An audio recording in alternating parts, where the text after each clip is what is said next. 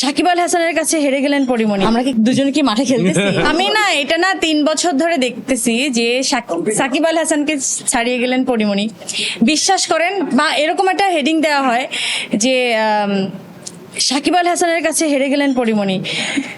খোদার কসম, আমরা কি দুজন কি মাঠে খেলতেছি? হারাহারির তো কিছু নাই, জেতা জিতেরও কিছু নাই।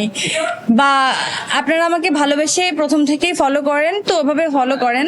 উনি তো একজন ইন্টারন্যাশনাল মানের একজন মানুষ, বা ইন্টারন্যাশনালি উনি পপুলার একজন মানুষ। আর আমি তো ভাই দেশের গণ্ডি পেরিয়ে কোথাও কাজই করিনি।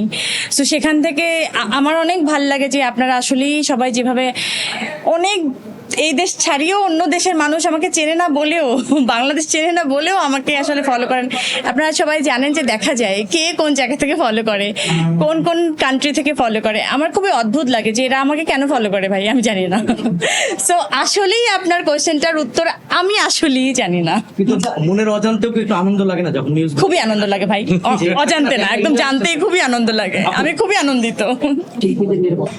শিল্পীদের নিরাপত্তা না, আমার মনে হয় বাংলাদেশের প্রত্যেকটা নাগরিকেরই নিরাপত্তাটা ইনশিওর করা দরকার। সেখানে শিল্পী হোক, কে রিকশাওয়ালা হোক, যে কোনো পেশার হতে পারে। আমার মনে হয় মানুষের নিরাপত্তাটা খুব জরুরি। দ্যাটস ইট, আমার কাছে এইটুকুই চাওয়ার থাকবে। আর আমরা হেনস্থা থেকে রেহাই পেতে চাই, মুক্তি পেতে চাই, এইটুকু আসলে আমার সর্বোচ্চ চাওয়া। আমার মনে হয় ভালোবাসা একতরফা থেকে হয় না। ভালোবাসা পরিপূরক একটা জিনিস। তুমি ভালোবাসো বলেই আমি ভালোবাসি, আমি ভালোবাসি বলেই তুমি ভালোবাসো।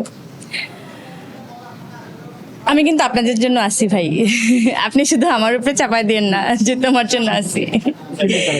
তো ভালোবাসাটা এমনই, আমরা সবার জন্য থাকি, সবার বিপদের সময় থাকি, সবার ভালোবাসার সময় থাকি, ভালো সময়ের সময় থাকি, খারাপ সময়ের জন্য আমরা সবাইকে পাই।